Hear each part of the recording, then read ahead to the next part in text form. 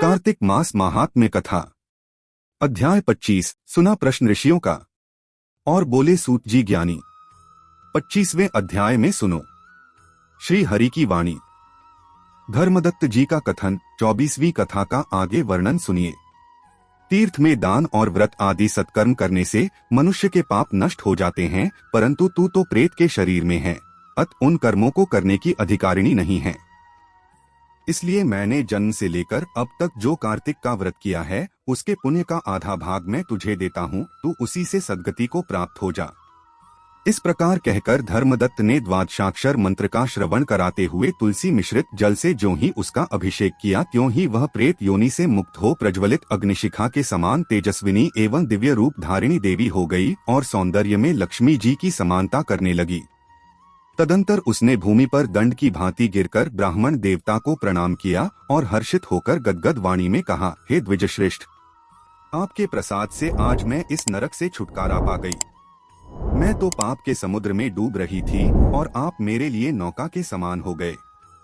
वह इस प्रकार ब्राह्मण से कह रही थी कि आकाश से एक दिव्य विमान उतरता दिखाई दिया। वह अत्यंत प्रकाशमान एवं विष्णु रूपधारी पार्षदों से युक्त था। विमान के द्वार पर खड़े हुए पुण्यशील और सुशील ने उस देवी को उठाकर श्रेष्ठ विमान पर चढ़ा लिया। तब धर्मदत्त ने बड़े आश्चर्य के साथ उस विमान को देखा और विष्णु रूपधारी पार्षदों को देखकर साष्टांग प्रणाम किया।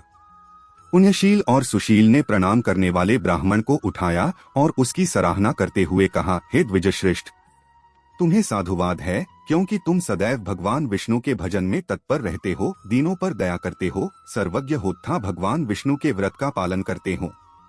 तुमने बचपन से लेकर अब तक जो कार्तिक व्रत का अनुष्ठान किया है, उसके आधे भाग का दान देने से तुम्हें दूना पुण्य प्राप्त हुआ है और सैकड़ों जन्मों के पाप नष्ट हो गए हैं। अब यह वैकुंठ धाम में ले जाई जा रही है। तुम भी इस जन्म के अंत में अपनी दोनों स्त्रियों के साथ भगवान विष्णु के वैकुंठ धाम में जाओगे और मुक्ति प्राप्त करोगे। धर्मदत्त, जिन्होंने तुम्हारे समान भक्तिपूर्वक भगवान विष्णु की आराधना की है, वे धन्य और कृतकृत्य हैं। इस संसार में उन्हीं का जन्म सफल है। भली भांति आराधना करने पर भगवान विष्णु देहधारी प्राणियों को क्या नहीं देते हैं।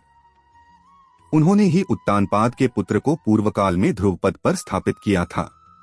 उनके नामों का स्मरण करने मात्र से समस्त जीव सद्गति को प्राप्त होते हैं।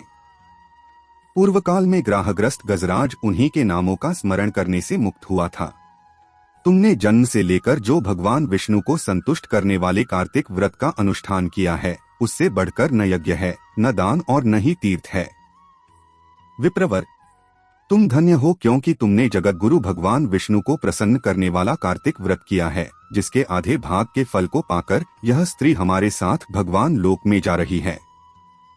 कार्तिक मास महात्म्य कथा। अध्याय 25 समाप्त।